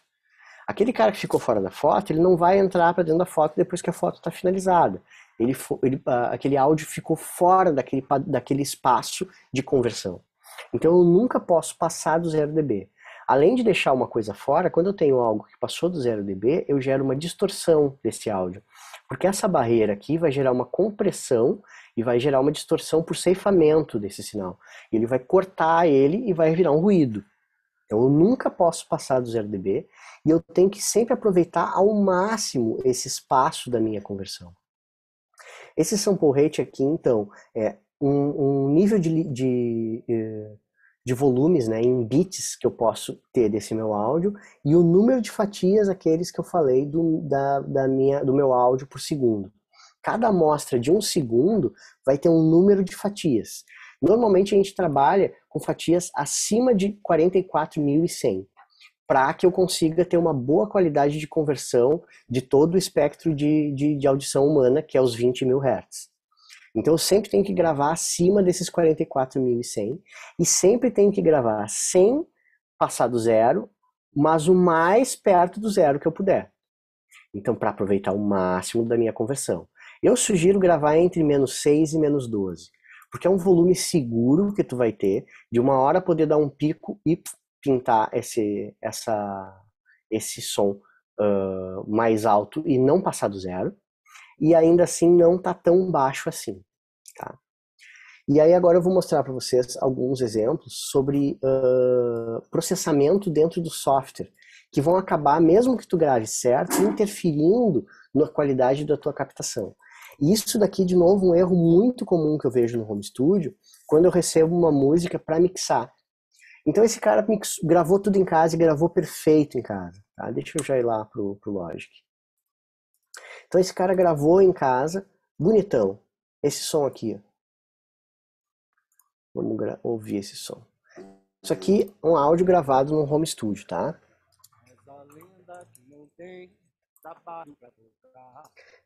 É gravado no home studio com uma placa Foxrite pequenininha daquelas, e essa placa Foxrite tem um microfone nada demais ligado nela. É um microfone relativamente caro, é um Rode NT1A, mas é um microfone que é possível ainda de pagar num home studio, né? Esse cara aqui, então, tá todo bem gravado. Se esse cara, na hora de me mandar para mixar, ele baixar o volume desse áudio e exportar, ele vai me mandar um áudio assim. Quando ele processar esse áudio que virou esse cara aqui, ó, ele não vai nunca mais ser igual ao primeiro. Deixa eu mostrar o processamento de áudio, vocês vão ver que ele ficou com o som mais quadrado. Ó, olha a quantidade de definições que tem no primeiro áudio e olha a quantidade de definições que ele tem no segundo. Então, mesmo dentro do mesmo software, se ele baixar o volume e exportar com o volume baixo e me enviar, eu nunca mais vou reconstituir esse áudio. Então eu tenho que, durante todo o processo de gravação e de transferência de um software para o outro, de uma pessoa para outra, manter esse áudio com o máximo da integridade. Para manter esse áudio com o máximo da integridade, eu nunca vou exportar. Eu vou sempre carregar esse áudio bruto.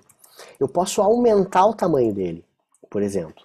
Eu posso pegar esse cara aqui, ó, selecionar um pedaço dele, por exemplo, e mudar o tamanho dele, para ele ter um espaço em branco e ele encaixar na hora de eu mandar para alguém. Mas aumentar o tamanho só vai adicionar um espaço em branco aqui. Ele não vai perder a integridade desse áudio. Então esse áudio aqui, ó, eu baixei 20 dBs, e aí depois eu devolvi esses 20 dBs para ver o que acontece. Agora eu vou te mostrar o som disso. O som não é tão diferente agora. No final da minha mixagem vai ser. Agora o outro. A diferença é bem pequena, é pouquíssima coisa, muito sutil lá nos agudos que tem a diferença. Se eu baixar 30 dBs, olha o quanto que esse arquivo modificou em relação ao primeiro. Ele virou um torrão. Eu estou mostrando isso porque eu recebi várias vezes arquivos assim para mixar. E aí eu tive que pedir para o cara me mandar o próprio projeto dele. E aí dentro do projeto dele eu consegui resgatar esse arquivo original. Ou seja, ele tinha gravado certo e me mandado errado para mixar. Esse áudio aqui também não se sente tanta diferença, porque a gente não está processando e botando plugins, alterando. Mas quando eu comprimir ele, ele vai ser muito diferente. Esse quadrado que tem aqui é justamente a representação desse ruído aqui mal convertido e se transformando em um chiado mesmo. Agora o outro. Apesar de ser sutil a diferença, né, ao ouvido, assim, quando eu começar a pendurar plugins, quando eu começar a misturar coisas, quando eu começar a mexer, vai dar encrenca. Outra coisa que eu tenho que pensar, que é irreversível, é o processamento de volume para cima, não só para baixo. Se eu aumentar o volume daquele mesmo áudio e eu exportar ele, se eu fizer isso no mesmo software, aqui, né? Estou dentro do mesmo software, aumentei um monte o volume, certo? Ele não vai nem gerar distorção. Reza a lenda que não tem. Gera uma distorção que não é suficiente para incomodar. Esse cara aqui eu consigo voltar atrás. Ele se transformou no mesmo. Mas, se eu exportar, se eu transformar ele num áudio novo, ele vai ficar assim. Ou seja, ele vai ficar completamente clipado. Agora vamos comparar com o primeiro, que era o áudio bonitão lá. Então, aqui o áudio como gravado e aqui o áudio como ele ficou extremamente processado. Tá? Esse som aqui Essa lenda que não tem. está distorcido. Se eu chegar num pedaço com mais drive da voz, ó, Quando a maré virou. completamente distorcido. E isso aqui é irreversível. Ó, como ele é. Quando a maré virou. Quando a maré virou. Tem duas razões para o meu áudio estar assim. Ou eu gravei muito alto e ele clipou, ou eu aumentei o volume e exportei, que é esse caso. Mesmo que eu baixe o volume, ó, ele não vai perder essa distorção.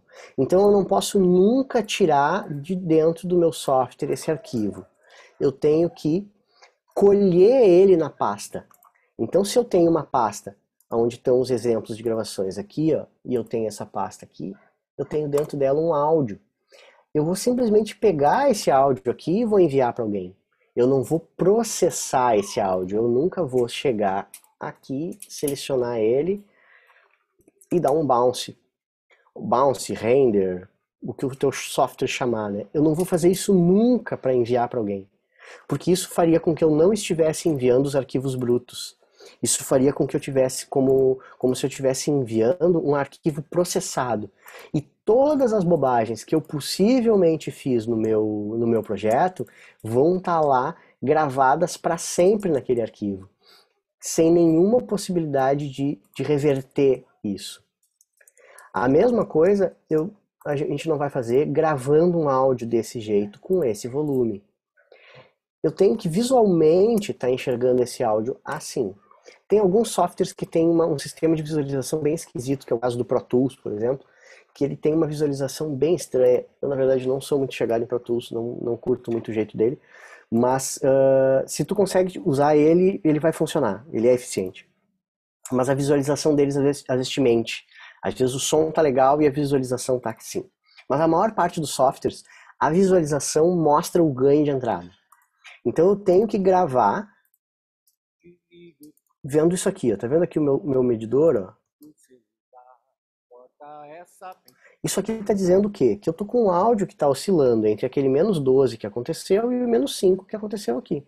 Vamos ver esse pico aqui, ó. O que vai rolar? Ó, deu -2.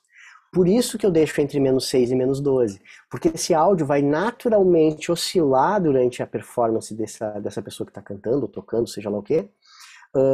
E vai ter variações. E essas variações devem ficar abaixo de 0. Né? Se eu tiver entre -6 e -12, muito provável que eu vá conseguir ter essas oscilações sem gerar um clipe de áudio. Gravar isso nesse volume é o que gerou esse sinal quadradinho aqui. Primeiro, gravar isso nesse volume é o que gerou esse sinal aqui. Isso aqui sai som. Isso aqui sai som. Tá gravado. Mas isso vai gerar esse tipo de sinal que vai gerar uma mixagem ruim. De novo, não é culpa do home studio, é culpa de eu não ajustar certinho o volume de entrada de um áudio. Certo? Deixa eu ver. Tá, aqui o bounce, já falei, projeto irreversível. Tá, vamos voltar lá pro meu PDFzinho. Então eu tenho que cuidar muito dessa questão para conseguir realmente chegar no resultado legal. Tá? E aí eu tenho alguns projetos para mostrar para vocês que foram feitos em home studio, tá? Um deles é um projeto do Blues da Casa Torta, que é uma banda aqui de Porto Alegre, que eu fiz uma assessoria com eles lá no início da pandemia, e eles foram microfonando e me dizendo por uma chamada de vídeo como que eles estavam fazendo, faziam um pedacinho de áudio e me mandavam um projeto. Eu ouvia aqui e mandava de volta para eles. Ou seja, foi feito completamente em home studio, tudo gravado com 2 microfones apenas, em uma placa Scarlett 2.2, que é uma placa bem pequenininha com 2 buraquinhos nela só, que só tem aquilo ali, tá? Esse projeto aqui é esse cara aqui. Eu vou mostrar primeiro ele. Tá? E é um projeto comercial que rolou e que funciona, tá? Tudo gravado com 2 microfones baratos na casa deles com uma plaquinha de som. anuncio despertar, a vontade de estar com meu corpo junto ao teu. Tá, aí a gente pode dizer, ah, mas isso é só violão e voz. Deixa eu entrar. Curar a presença de outro eu. Então, aqui a gente tem gravado nessa mesma placa bateria, baixo, guitarra, violão, teclado e vozes. Tudo gravado no home studio. E funciona Sonhando perfeitamente. acordado, o tempo passado. Nenhum problema de brilho, de definição, de nada. Aqui eu tenho uma outra banda que também foi gravada assim. Depois eu acho que o pessoal vai disponibilizar para vocês o PDF esse que eu usei. Tá dando pré-delay. Ah, tá. Vou de novo, peraí.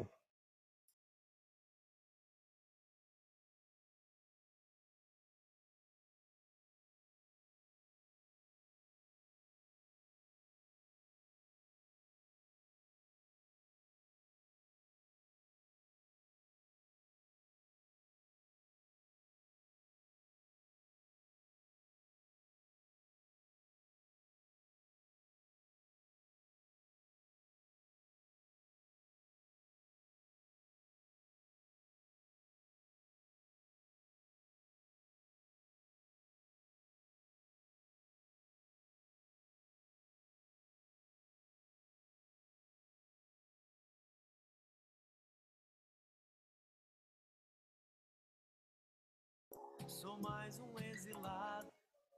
Massa. Agora vamos na outra. A outra é uma banda que chama Banda Calote, que é a voz que eu mostrei antes ali. Essa banda a gente gravou nos fundos da casa da avó do vocalista, tá? Claro, tem uma sacada inteligente aí que é a seguinte, ó. Eles não tinham grana para usar um estúdio e eu levei o equipamento para dentro da casa da avó do cara. Mas a bateria eu gravei num estúdio, porque seria muito custoso levar os 16 canais que eu tenho aqui, 16 pedestais, 16 microfones, armar um estúdio na casa do cara. Era muito mais barato, então a gente usar um número pequeno de horas para fazer a captação da bateria no estúdio maior e usar o home studio apenas para gravar o resto. Né? Mas de qualquer modo, isso aqui é uma banda grande, tá? A gente tem bateria, baixo, guitarra, violão, trompete, trombone, alfaias, percussão geral e vozes. E isso daqui também não dá pra gente imaginar que foi feito num home studio. Né? Inclusive, esse disco concorreu ao prêmio Profissionais da Música e eu fiquei na final de um prêmio nacional, né, de engenheiro de master. E é um disco de home studio. Os caras estavam concorrendo comigo ali, que claro, não tinha nem como ganhar deles de jeito nenhum, que era tipo, o Ricardo Garcia, enfim, caras que masterizaram e mixaram tudo no Brasil, de Caetano Veloso até Chico Buarque, sabe? Não tem como comparar o equipamento que eles usaram com o equipamento que eu usei, é muito diferente. Mas de qualquer modo, ouvindo áudio, tu não tem como dizer se tu usou esse ou aquele equipamento. Né? Então vou mutar aqui meu microfone e vou de novo.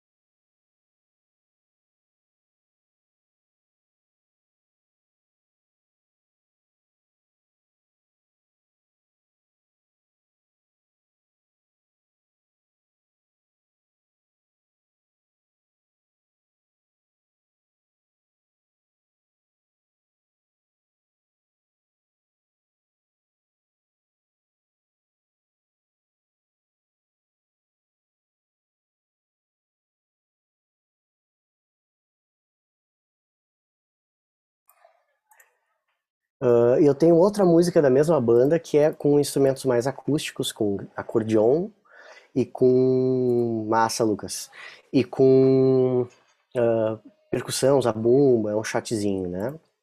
Que é essa daqui, ó. Gravada exatamente do mesmo jeito, né? Na sala dos fundos, na casa da avó, né?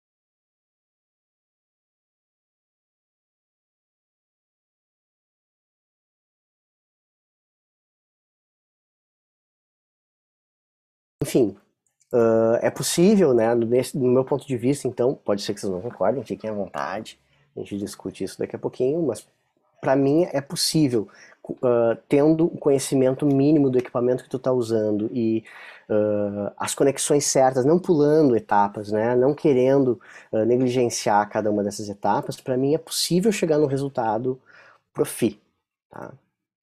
Deixa eu ver o que mais que faltou. Aí tem mais alguns projetos aqui, vai rolar. Tem o meu trabalho, que é o projeto Nó, que também foi gravado praticamente no home studio, um estúdio móvel. Eu carreguei isso daqui. Até uma parte foi gravada aí na escola em Nova Prata, né, na Eclética. A gente gravou a bateria e o baixo aí. Eu gravei num outro home studio aqui em Porto Alegre, a guitarra, né. Material assistente, aí eu sugiro o meu Instagram, eu tenho um conjunto de posts que eu fiz durante a pandemia, que chama... esqueci o nome. Esqueci o nome, daqui a pouco eu lembro. Mas tem um conjunto de posts que fala especificamente sobre esse processo de gravação em home studio, tá? No YouTube também, no meu canal, tem vídeos que falam aí mais tecnicamente, mas ponto a ponto, assim, sobre como é uma placa de áudio, sobre como é um microfone, sobre como, né, o padrão polar, né, que eu acho extremamente importante, mas, enfim, como eu falei lá no início, né, eu tenho visto que se esse tipo de vídeo funcionasse completamente, a gente não tinha gravações de home studio tão ruins, né? Então, na verdade, explicar como funciona uma placa de áudio é diferente da gente mostrar cada um dos pontos fracos onde isso tem acontecido, né? O nome é Quarentena da Produção. Assistência aqui me deu uma mão. E aí eu tenho aqui também exemplos de gravação apenas com celular nesse link aqui, que é um material que eu fiz para uma outra oficina, gravando só com o telefone Samsung. Também com um resultado que eu considero bem aceitável para quem só tem um Samsung, né? Aqui, contato, e aí esse PDF vai para vocês depois. E agora queria ouvir um pouquinho de vocês. Se vocês quiserem abrir a câmera, falar, questionar. Aí o Alex também lembrou aqui, massa. Quiserem reclamar, fiquem à vontade, dizer a experiência de vocês. A princípio que eu tinha separado, consegui falar com 40 minutos de atraso, porque eu falo muito. Mas é isso. O que me dizem?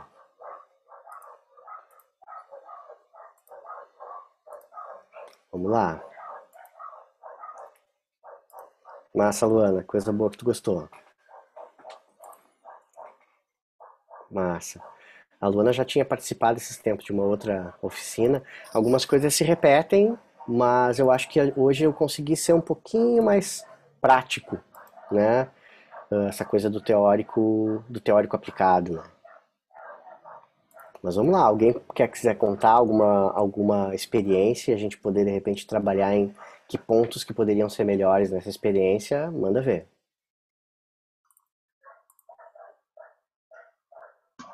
Ninguém fala, eu vou falar. Fala aí. Bom, eu tô começando, você sabe, né? Aham. E eu tava pensando esses dias sobre o caso da compressão. Tipo, quando que eu vou saber em que hertz, como é que vai estar, quando é que vai estar bom? É por feeling ou é de tanto fazer e a gente acaba acostumando? É um pouquinho das duas coisas, né? A ideia da compressão, acho que a gente tem que lembrar, tá, para que se comprime? Isso é uma das coisas principais na hora de tu fazer a compressão, né? Uma das coisas que faz a gente comprimir é a necessidade de aumentar o volume daquele som. Então eu tenho que saber que eu tenho que comprimir o suficiente para atingir o volume que eu quero. Isso já faz eu não atochar a compressão lá embaixo, né? Outra coisa que faz eu escolher a minha compressão é a necessidade de ouvir alguns tipos de frequências. A gente tem uma característica humana que é não conseguir ouvir os graves com facilidade quando eles estão num volume baixo. Quando eu tenho uma representação de um som gravado de um contrabaixo, por exemplo, né, eu vou botar isso no analisador de espectro, que é isso daqui, analisador de espectro. Deixa eu baixar bem o volume e vou desligar o listen para vocês não ouvirem. Ó. Ó. Então, o analisador de espectro, deixa eu abrir minha tela aqui para mostrar a telinha. É isso aqui, ó. É esse cara aqui. certo? Quando eu vejo um som grave, eu vou enxergar isso daqui, vou enxergar os agudos, mas eu não vou ouvir isso daqui se eu não aplicar a compressão suficiente para que eu consiga ouvir. Então, uma das formas de eu pensar o quanto que eu quero comprimir um som é, num som grave, por exemplo, é comprimir o suficiente para que eu faça os graves aparecerem.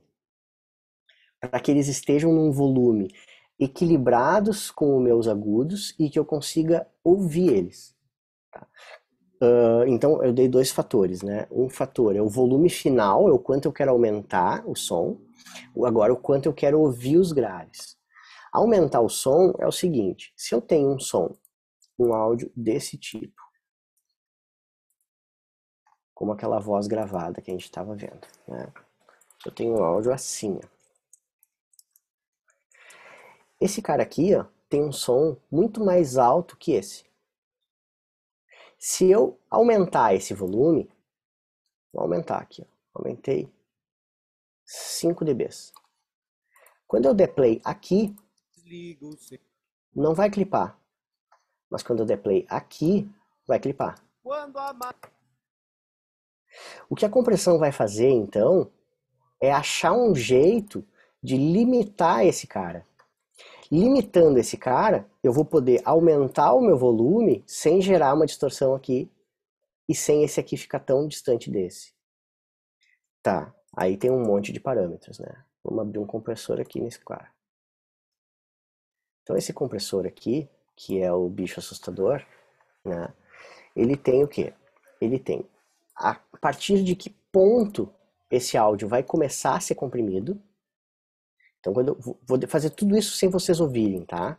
O resultado. Desliguei o Listen Tool para a gente só ver isso.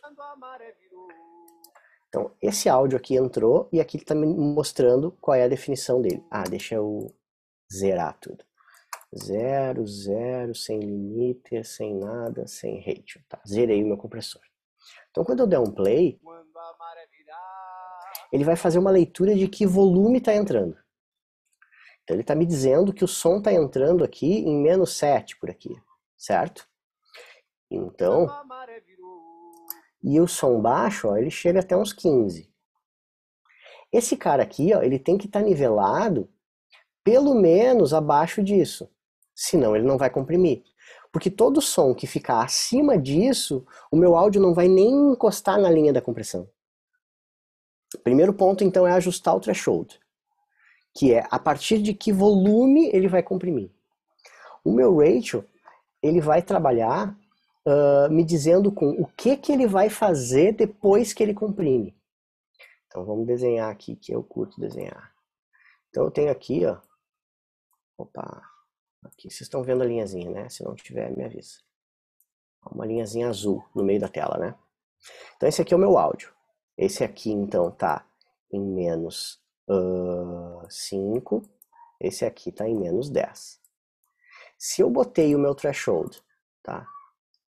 Em menos 15 aqui, a única coisa que vai ser comprimida é essa parte que passou do meu threshold.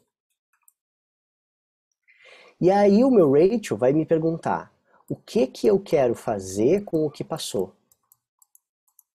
E ele é uma proporção. Essa proporção vai ser sempre 1 por alguma coisa. Deixa eu fechar meu desenhozinho, deixa eu abrir aqui o compressor de novo. Como é que eu faço isso? Fecha aqui, anotar, salva essa imagem, limpar, fecha aqui, deixa eu ver se é isso, aqui. Então esse ratio, ó, ele é sempre uma proporção, 1 por 1. 1 por 1 quer dizer que tudo que passou daquela linha do threshold, ele vai deixar passar inteiro de tudo que passou. Se eu botar 2 por 1, quer dizer que de tudo que passou, ele vai dividir em 2 e vai ficar com 1. Se eu botar aqui 8, ele vai dividir em 8 pedacinhos e tudo que passou, ele vai ficar com apenas 1. Então ele está diminuindo esse pico, fazendo desse jeito. E aí ele vai gerar aquele reflexo ali, que é o quanto que ele comprimiu disso. E aí eu tenho o ataque que eu acho que é o parâmetro mais importante e o mais difícil de entender. Se eu fizer esse som ser atacado e comprimir muito rápido, ele vai fazer o seguinte, deixa eu desenhar de novo. Acho que não vou desenhar, vou abrir aqui, que acho que é mais ilustrativo. Se ele comprimir muito rápido, ele vai matar essa primeira parte do som, ou do transiente, que é uma parte rica em agudo, rica em brilho. Porque ele vai atingir o ponto máximo da compressão muito rápido. Isso vai fazer o meu som perder o brilho. Vai parecer que eu gravei com SM58. Então eu tenho que botar a compressão. Deixa eu ver se eu consigo gerar o problema aqui para vocês. Aí agora eu vou fazer vocês ouvindo. E eu vou aumentando o ataque, tá? Com o meu microfone mutado, para vocês ouvirem o agudo voltando a aparecer.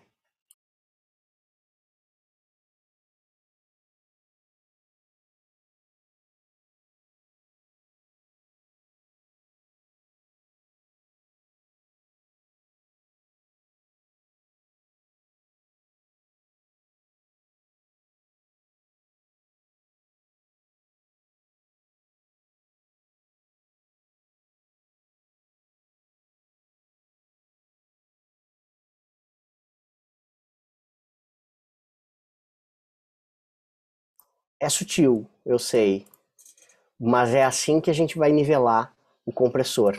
Então a gente vai escolher um volume de threshold que não seja muito embaixo. A gente vai escolher um ratio que comprima o suficiente para eu conseguir dar volume. E a gente vai escolher uma posição de ataque que não mate os agudos do meu transiente. Não sei o quanto que eu consegui ser claro. Claro como a água do Guaíba. Não. Ótima explicação. É bem complicado, né? O compressor é o calcanhar de Aquiles, sempre. E, na verdade, são os dois parâmetros que a gente mais tem que usar numa gravação, que é quase tudo é derivado ou do equalizador ou do compressor. Então, acaba que essas duas ferramentas são as duas únicas que a gente tem que realmente dominar para conseguir mixar alguma coisa. Tá programado para acabar 21, eu acho que automaticamente. Não sei se o Lucas ou a Liege querem aumentar um pouquinho, se a galera tem alguma pergunta, senão a gente encerra 9 horas certinho.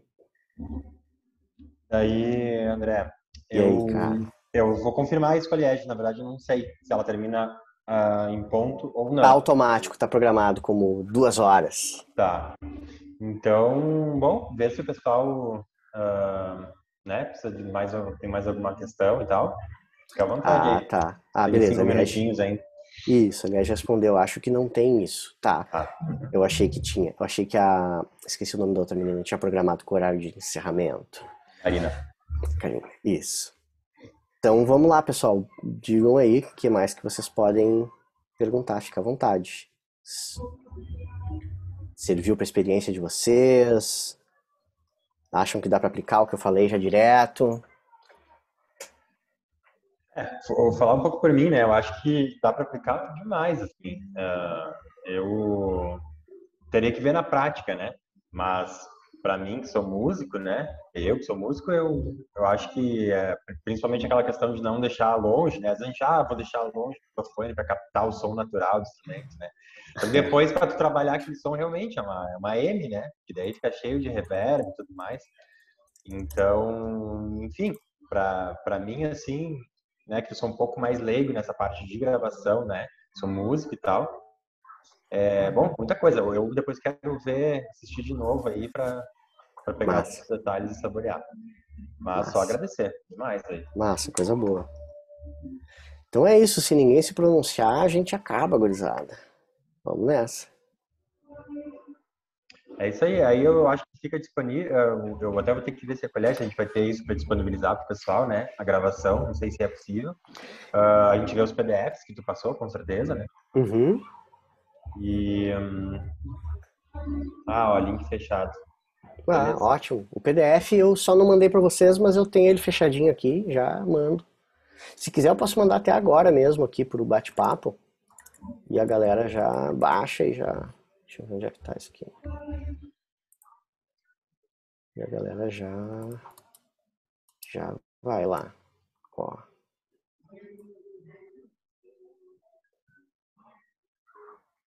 Ó, tá aí. E já fica aí pra todo mundo se aliás quiser baixar lá também. Tentei fazer alguma coisa bem prática, assim, mas é um monte de nome feio, né? Eu sei disso. É. E é isso mesmo. Não tem como fugir dos nomes feios. É que nem estudar harmonia e não falar das coisas feias. É isso aí.